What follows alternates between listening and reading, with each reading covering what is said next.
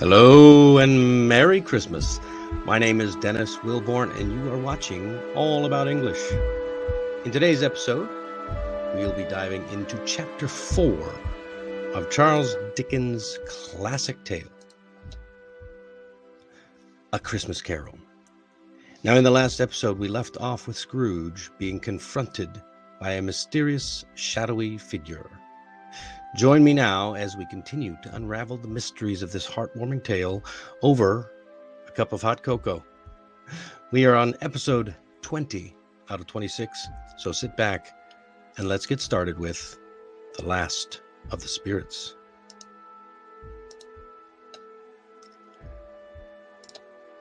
The Last of the Spirits, Chapter 4, Part 1. Jumping in with vocabulary: gloom, a sad and hopeless feeling. It's a noun, so it's a thing. His works often have a feeling of gloom. This music kind of makes you have a feeling of gloom, which is why I chose it. You'll notice that the background has changed a bit behind me because I'm going for a feeling of gloom. All right, the house gave him a strong feeling of gloom. Moving on. Shroud, to cover or hide something. The whole story was shrouded in mystery. Now, this is a verb, to cover or hide something. The whole story was covered or hidden in mystery. Next, adjective, outstretched, of parts of the body, stretched or spread out as far as possible. The little boy ran towards his mother with outstretched hands. Oh, give me a hug, Mommy. Okay, next one, adverb, scarcely. Scarcely. It's an adverb. Look for those LYs. And this is hardly or almost not. I could scarcely believe what he told me. I could almost not believe what he told me. Okay? I could hardly believe what he told me. So we're describing how we could believe. And the last one is also a noun, likeness. The fact of being similar to another person or thing, especially in appearance. A likeness. She bears a strong likeness to her grandmother. You know, I could say the same thing about both of my daughters. They both bear a strong likeness to their grandmother, my mother, especially when they smile. Anyway. All right. Remember, we just left a very raucous party in which Scrooge's spirits had started to lift, even though they were talking negatively about him. But we finished as the clock struck midnight. The ghost of Christmas present vanished, and left in his place was a dark phantom. The phantom slowly, gravely, silently approached. When it came near him, Scrooge bent down upon his knee. For in the air through which this spirit moved, it seemed to scatter gloom and mystery. It was shrouded in a deep black garment, which concealed its head, its face, its form, and left nothing of it visible save one outstretched hand. He knew no more, for the spirit neither spoke nor moved. Am I in the presence of the ghost of Christmas yet to come? Ghost of the future? I fear you more than any spectre I have seen. But as I know your purpose is to do me good, and as I hope to live to be the man from what I was, I am prepared to bear you company, and do it with a thankful heart. Will you not speak to me? It gave him no reply. The hand was pointed straight before them. Lead on, lead on. The night is waning fast, and it is precious time to me, I know. Lead on, spirit. They scarcely seemed to enter the city, for the city rather seemed to spring up about them. But there they were in the heart of it, amongst the merchants. The spirit stopped beside one little knot of businessmen. Observing that the hand was pointed to them, Scrooge advanced to listen to their talk. "Now," said a great fat man with a monstrous chin, "I don't know much about it either way. I only know he's dead." "When did he die?" inquired another. "Last night, I believe." "Why, what was the matter with him? I thought he'd never die."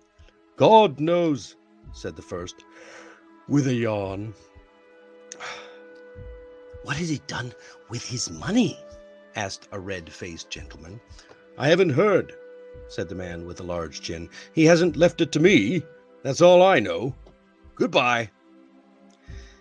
He looked about in that very place for his own image, but another man stood in his accustomed corner, and though the clock pointed to his usual time of day for being there, he saw no likeness of himself among the multitudes that came in the building.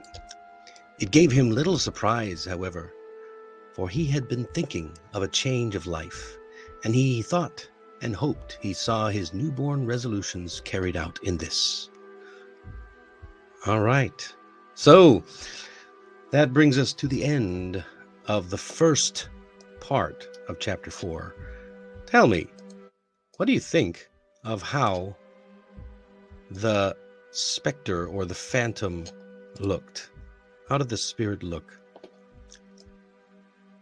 Right. You don't know much, but he looks quite, menacing, I would say. It's shrouded in deep black, concealed its head, its face, its form, and all you can see is one outstretched hand. Ooh. Something else that's very interesting, the way the story is written. The spirit moved. When it moved, it seemed to scatter gloom and mystery, as if you could send out, like scatter beans or seeds or something. It just kind of rolled away from him, gloom and mystery. Ooh, very spooky, very well written, I must say. So, who did Scrooge think the spirit was? Well, he was the third spirit to come, but Scrooge calls him in the very beginning, I am in the presence of the ghost of Christmas yet to come. The ghost of the future. He's probably pretty right, even though we don't know. Did the ghost take Scrooge deep into the city? Oh, here we go with the yes or no questions again. It's a very interesting question. I mean, yes, he took him into the city. There they were, in the heart of it. So, does that mean deep in the city? Well, I would have to assume that it does. The heart is right here in the middle. So the heart of the city is deep in the city. Even though they scarcely seemed to enter the city, it seemed to spring up about them. About means all around, right? All right. And the interesting question of the day, of the episode, what were the businessmen talking about? Okay, yeah, maybe they were. They were definitely talking about someone who died. Does it say exactly in the passage who died? No, it doesn't. We just know that I don't know much about it either way. I just know he's dead. But who is he? Who do you think it is?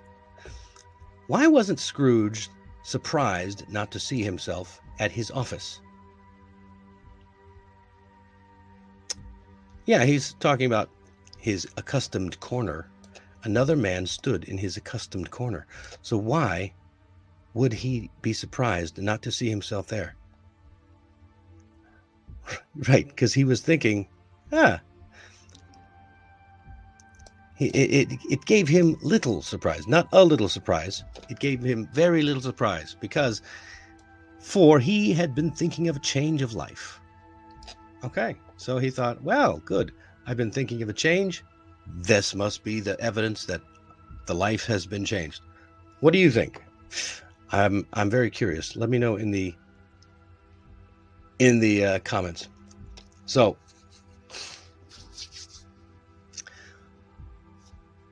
there's a lot of whys in this question. You can always write in this one, who do you think the businessmen are talking about? How about this question? This is a more personal question. Would you like to see your future? Why or why not?